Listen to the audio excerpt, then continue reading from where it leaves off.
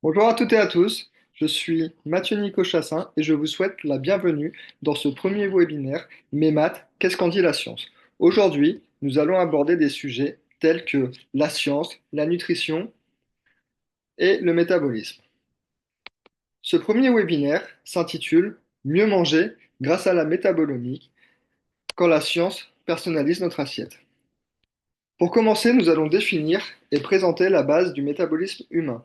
Nous allons ensuite voir comment la métabolomique peut nous aider à mieux nous nourrir, ou du moins comment l'alimentation influence notre chimie interne, notre métabolisme.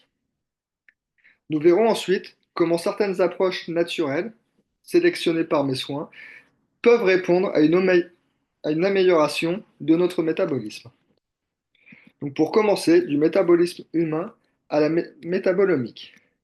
Donc, tout ce que nous ingérons, donc à partir de notre assiette, est transformé dans notre organisme par un processus qui s'appelle la digestion.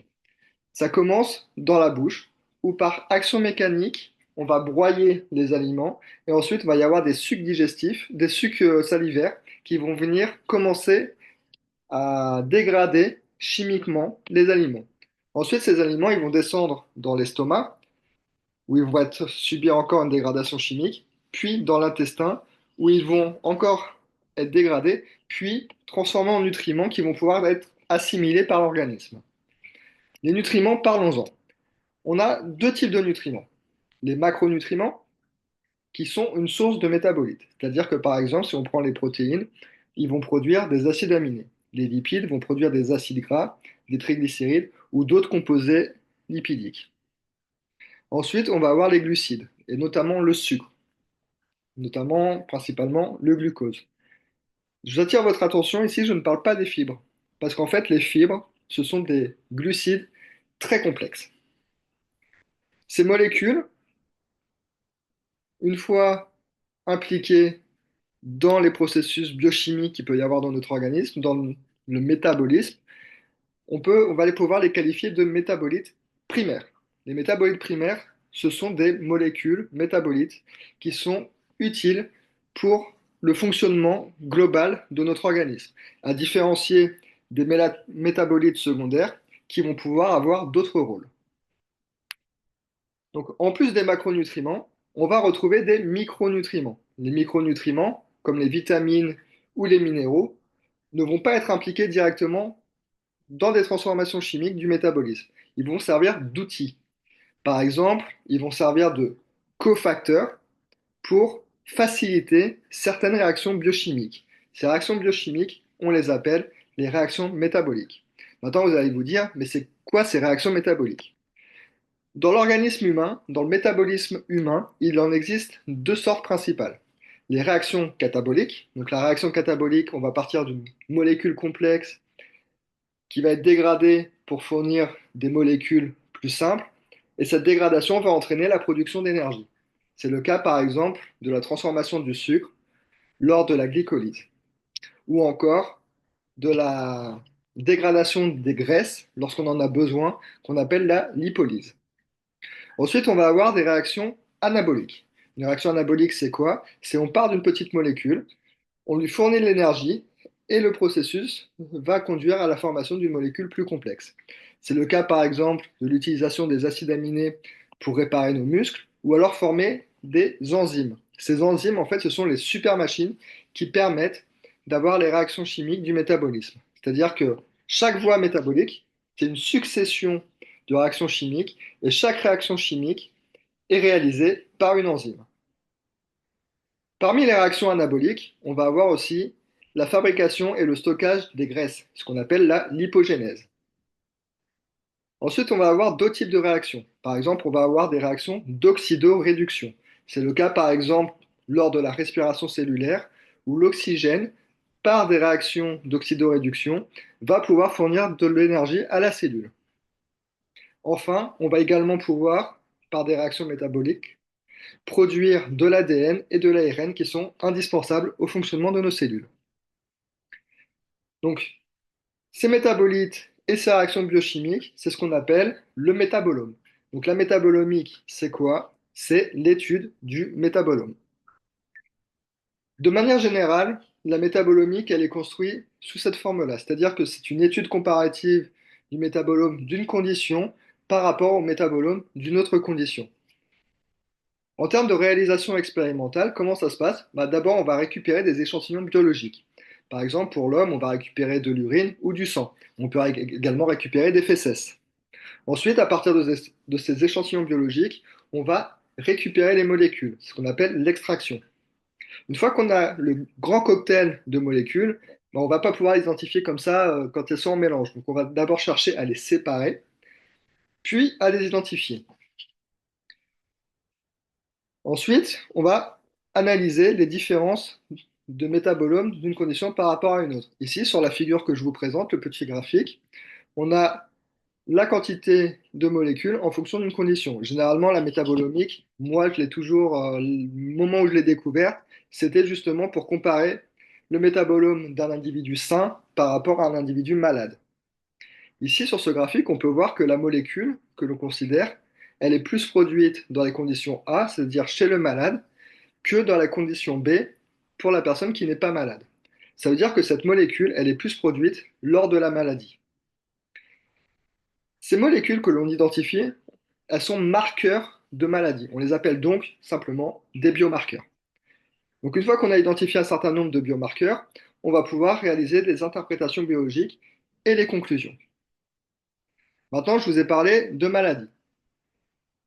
Donc, quelles sont les maladies, les principales maladies du métabolome? On a par exemple les maladies génétiques, donc les maladies héréditaires. Ces maladies sont causées par un défaut génétique qui est présent dès la naissance, qui va affecter une enzyme ou une voie métabolique spécifique. C'est le cas par exemple de la phénylcétonurie, la maladie de Gaucher et la mucopolysaccharidose. Bien sûr, on va avoir des maladies qui vont être acquises. Bien qu'un terrain génétique puisse déjà exister de base, par exemple, chez le médecin, on nous demande souvent, est-ce que votre parent, le plus proche, est atteint de certaines maladies? Par exemple, le diabète, l'obésité ou l'hypercholestérémie. Mais ce qu'il faut savoir, c'est que ces maladies sont aussi potentiellement causées par notre environnement et surtout nos comportements. Et parmi nos comportements, on va retrouver le manque d'activité physique, la consommation excessive de sucre et d'alcool, ce qui fait intervenir quoi? Notre alimentation. Dans la littérature scientifique, il y a de nombreux exemples de recherches dans le domaine clinique pour mettre en évidence ces biomarqueurs de maladie. Par exemple, ici, je vous ai trouvé trois études qui consistaient à mettre en évidence des marqueurs de maladies type diabète, hypercholestérémie et l'obésité dans différentes matrices. Donc, ça pouvait être du sang, ça pouvait être de l'urine, mais aussi du sérum. Maintenant, la question qui vient à l'esprit, c'est oui, c'est bien pour identifier des biomarqueurs de maladies. Maintenant, est-ce que ces études, elles sont capables de mettre en évidence des marqueurs en lien avec notre alimentation? C'est ce que nous allons voir dans cette seconde partie. Comment la nutrition va influencer notre métabolisme. Donc, pour commencer, je vous ai trouvé une étude qui montre que le régime alimentaire, de manière générale, peut modifier la chimie de notre corps. Donc, comment?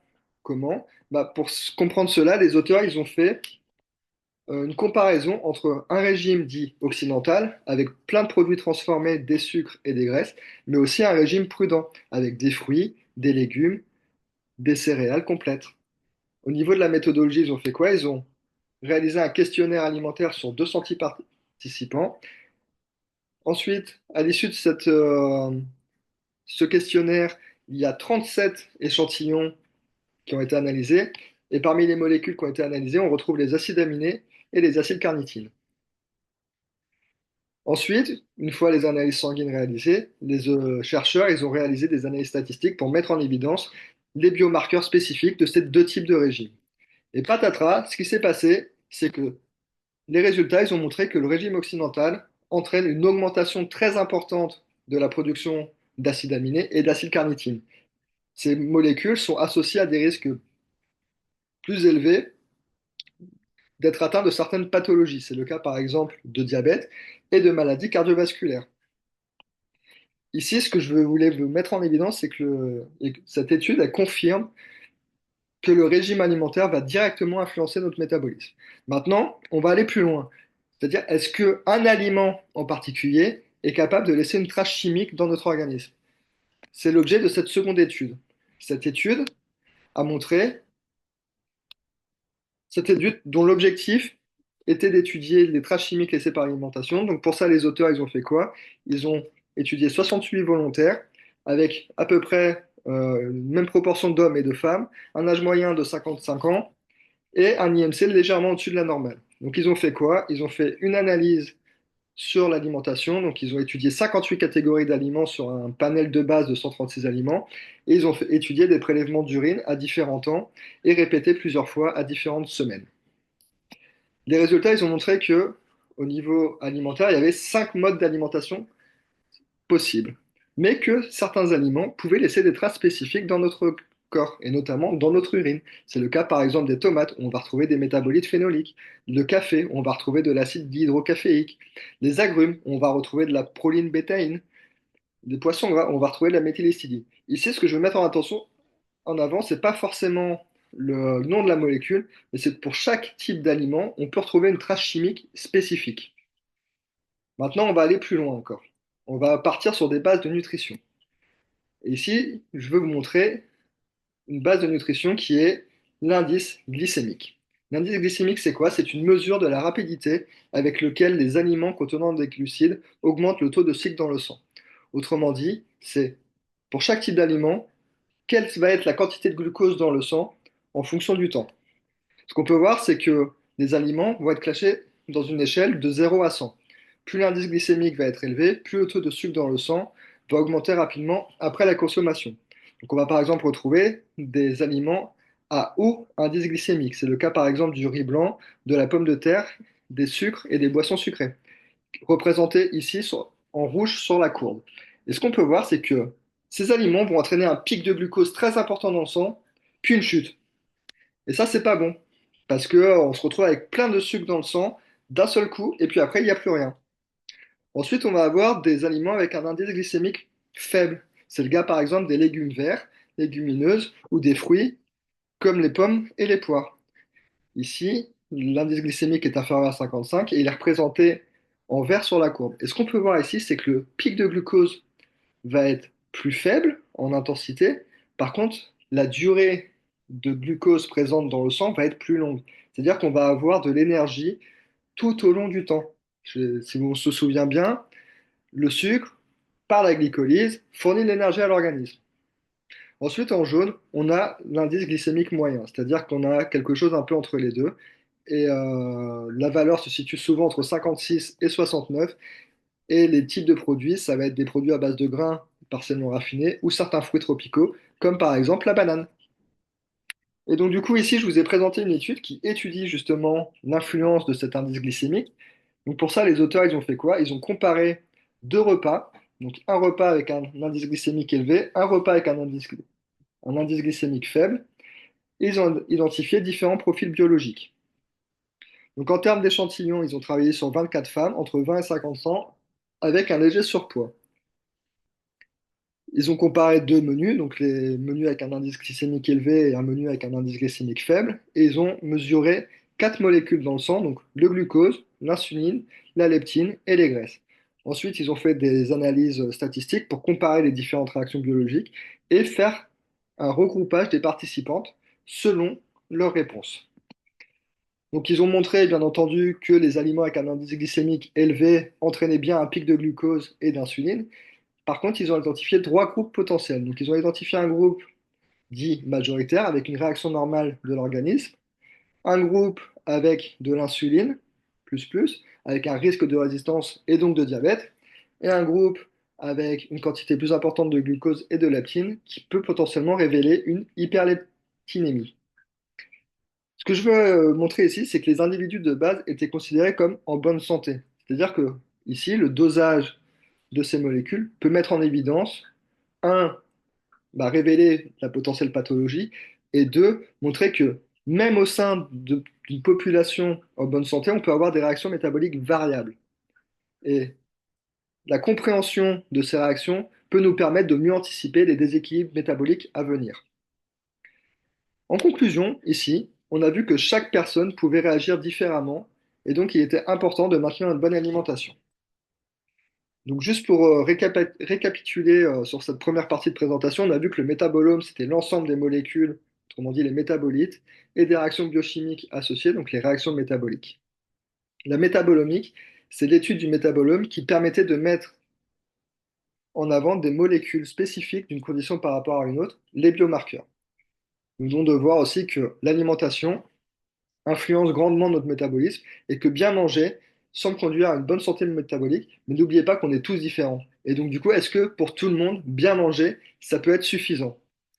Bah, la réponse est clairement oui, parce qu'une alimentation équilibrée va conduire à l'apport général de bons nutriments pour notre métabolisme. Des aliments de bonne qualité vont également influencer notre bien-être physique et mental. C'est-à-dire que quand on mange bien, bah, on se sent mieux. Et une alimentation variée, ça permet d'apporter des nutriments et des vitamines différents, et donc du coup à prévenir certaines carences. Maintenant, bien manger, c'est pas suffisant forcément pour notre santé et notre bien-être parce que bah, tout le monde ne se comporte pas de la même façon. C'est-à-dire qu'on va avoir des comportements alimentaires qui vont être différents. La biodisponibilité des aliments ne sera pas la même pour tout le monde. Par exemple, la digestion optimale est essentielle pour l'absorption de nutriments. Donc, si on digère mal, on absorbera mal les nutriments et donc bien manger, ça ne servira à rien.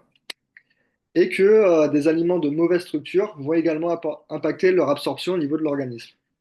Ce qui conduit à ce que dans certains cas, bah, il y a obligatoirement besoin d'avoir des compléments à l'alimentation. Ce que nous allons voir par la suite. Quels sont ces compléments? Donc pour commencer, je voudrais vous parler des aliments fonctionnels et ensuite on fera un petit zoom sur le miel. Maintenant, qu'est-ce que dit la science de ces produits? Déjà, l'aliment fonctionnel, c'est quoi? Un aliment fonctionnel, c'est un aliment qui possède des composants, nutriments ou non, qui sont susceptibles d'agir sur notre santé. Ces aliments sont aussi qualifiés d'alicaments. Pour les petits jeux de mots, c'est la contraction de aliment, médicament. Et si on contracte les deux, ça fait alicament. Ces aliments fonctionnels vont être soit naturels, comme les fruits et les légumes qui contiennent des vitamines essentielles pour notre organisme, ou alors on va avoir des éléments, des aliments industriels enrichis en certains ingrédients. Ces ingrédients, c'est ce qu'on appelle les composés nutracétiques. Aujourd'hui, je vais vous parler d'une étude qui m'a paru intéressante parce que déjà, c'était une étude métabolomique et en plus, ça montre la diversité chimique qu'il peut y avoir au sein d'une même catégorie d'aliments. Attention, il peut y avoir des espèces différentes. C'est le cas ici avec le thé. En fait, le thé, sa fonctionnalité pour notre santé peut être révélée par la métabolomique.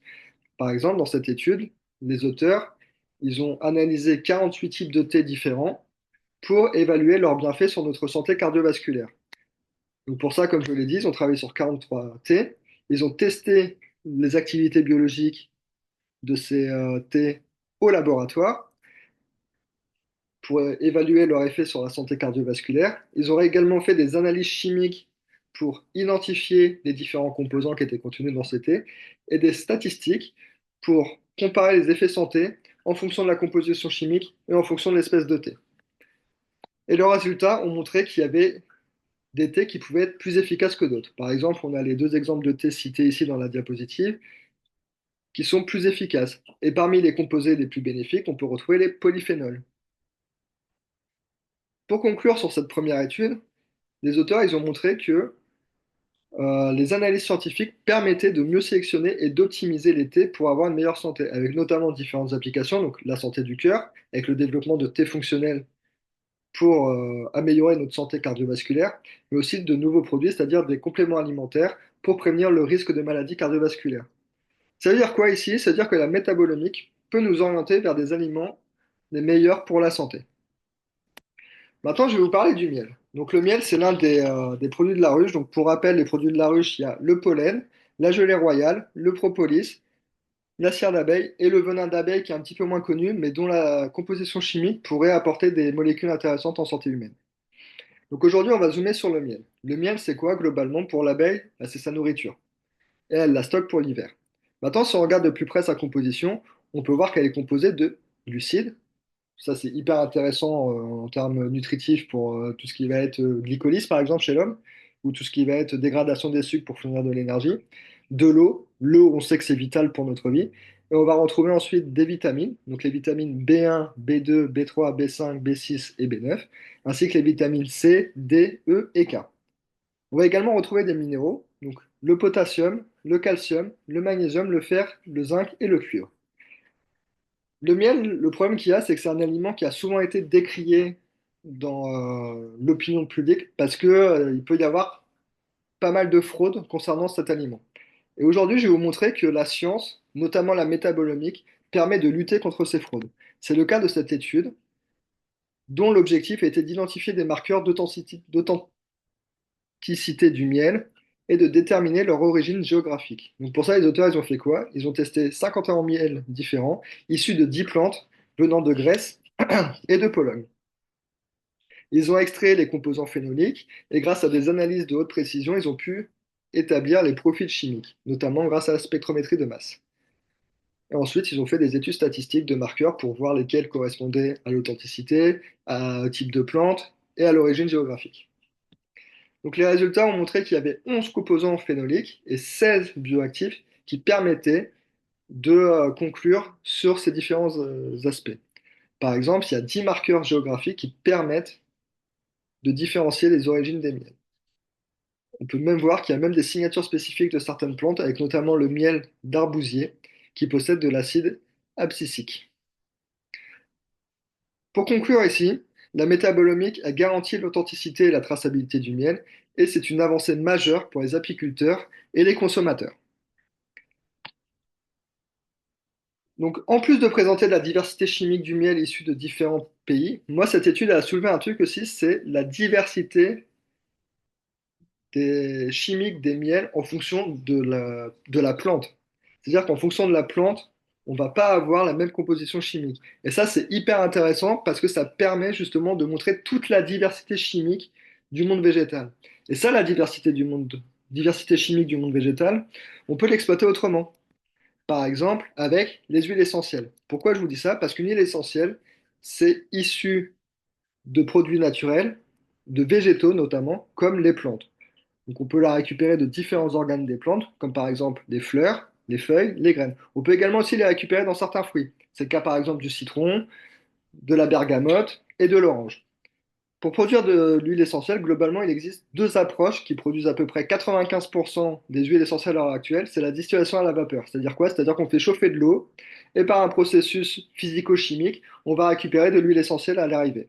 Ensuite, pour les agrumes, par exemple le citron ou la bergamote, on récupère l'huile essentielle par pressage mécanique de la peau, ce qui va extraire le jus et ce jus, on peut le récupérer pour faire de l'huile essentielle. Les huiles essentielles, elles sont hyper intéressantes parce qu'elles sont riches en molécules actives, comme par exemple les terpènes, ce qui leur confère des vertus santé hyper intéressantes, notamment antioxydantes, antimicrobiennes et anti-inflammatoires. Ces huiles essentielles sont utilisées également en alimentation comme conservateurs naturels. C'est le cas par exemple du basilic et de la camomille. Ensuite, nous aussi, les hommes, on va pouvoir les utiliser. Donc l'utilisation la plus classique que l'on connaît tous, c'est l'utilisation par diffusion. Maintenant, on peut aussi l'utiliser sur la peau.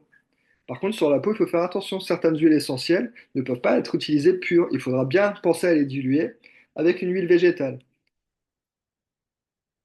Ou certaines ne peuvent carrément pas être utilisées. Ou alors, il faut faire attention aux conditions. Par exemple, si on s'applique de l'huile essentielle de citron sur la peau, il ne faut pas s'exposer tout de suite au soleil, parce qu'il va y avoir une phototoxicité. C'est-à-dire que les photons du soleil vont agir sur l'huile essentielle et produire des composés toxiques. Ensuite, on peut également consommer certaines huiles essentielles. Moi, il n'y a pas longtemps, j'ai fait un plat avec de l'huile essentielle d'origan et j'en ai fait un second avec de l'huile essentielle de citron parce que je voulais pas mettre de zeste et j'ai trouvé ça excellent. Par contre, leur utilisation pour nous, il faut se référer obligatoirement au manuel qui est fourni avec l'huile ou alors à votre conseiller bien-être ou à un médecin. Donc nous allons voir maintenant quel type d'huile essentielle peuvent être utiles au niveau du métabolisme. Donc ici, j'ai trouvé une étude qui montre que certaines huiles essentielles pourraient agir au niveau de certaines maladies métaboliques. Par exemple, l'huile essentielle de citron pourrait agir au niveau du diabète de type 2. Les huiles essentielles de pamplemousse, gingembre, cannelle peuvent agir au niveau de l'obésité. On va également avoir la menthe poivrée qui va être capable d'agir sur ces deux pathologies. Ici, j'ai trouvé des exemples dans la littérature qui traitaient, enfin dans cette revue, qui traitaient des huiles essentielles prises séparément. Maintenant, on sait que certaines huiles essentielles, lorsqu'on les mélange, peuvent entraîner ce qu'on appelle un effet de synergie.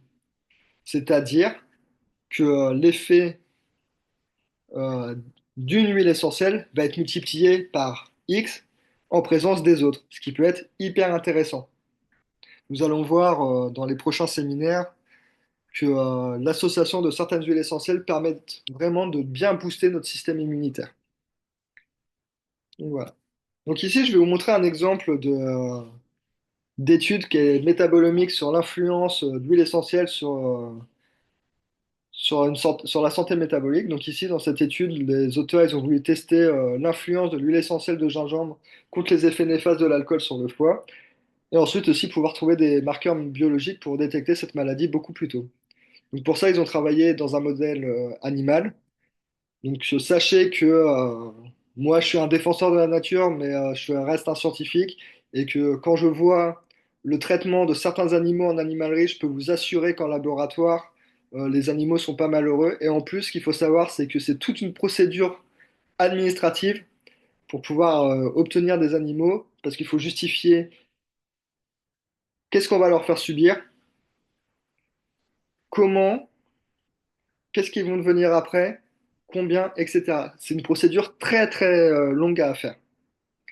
Donc voilà, donc ici ils ont travaillé sur des souris qu'ils ont exposées à l'alcool pour simuler les effets de l'alcool sur le foie.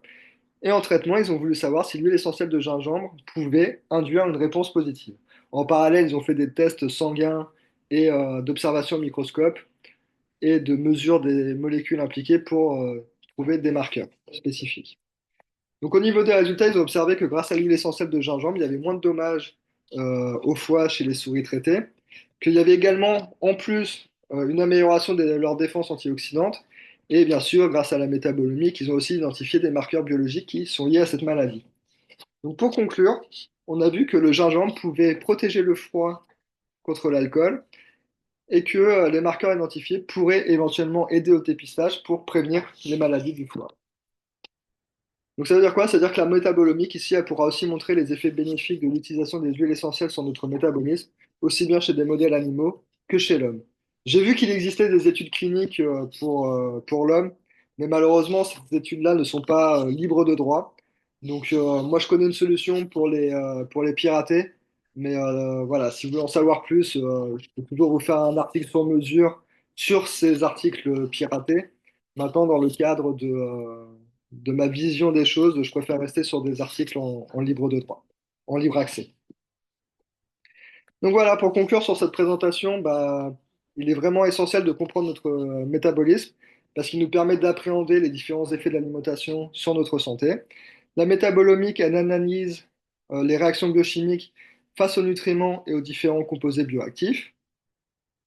Ensuite, nous avons vu que l'alimentation a modifié notre chimie interne et notamment notre métabolome avec différents impacts sur le métabolisme des sucres, des graisses et des protéines, et que étudier cette influence de l'alimentation, ça pouvait éventuellement aider à prévenir certaines maladies métaboliques. On a également vu qu'il y avait des produits naturels tels que les huiles essentielles, le miel et les aliments fonctionnels qui possédaient un effet bénéfique sur le métabolisme. De tels effets peuvent ouvrir la voie à des solutions de nutrition ciblées et préventives. On a vu que chaque personne pouvait réagir différemment face aux aliments. Et donc du coup, la métabolomique ici, elle permet d'adapter l'alimentation et de suivre les effets sur la santé de manière précise. Souvenez-vous, nous avions vu que certains aliments, comme les tomates ou le café, pouvaient laisser des traces spécifiques dans notre urine. Et que du coup, ça nous permet aussi d'identifier des marqueurs biologiques pour un suivi personnalisé. Enfin, toute cette étude m'a montré une chose, c'est que pour optimiser notre alimentation, et notamment mieux la comprendre, l'anticiper, eh ben, on pouvait combiner la science et la nature pour une santé durable et personnalisée. Je vous remercie pour votre attention. Si vous avez des questions, je serai très ravi d'y répondre.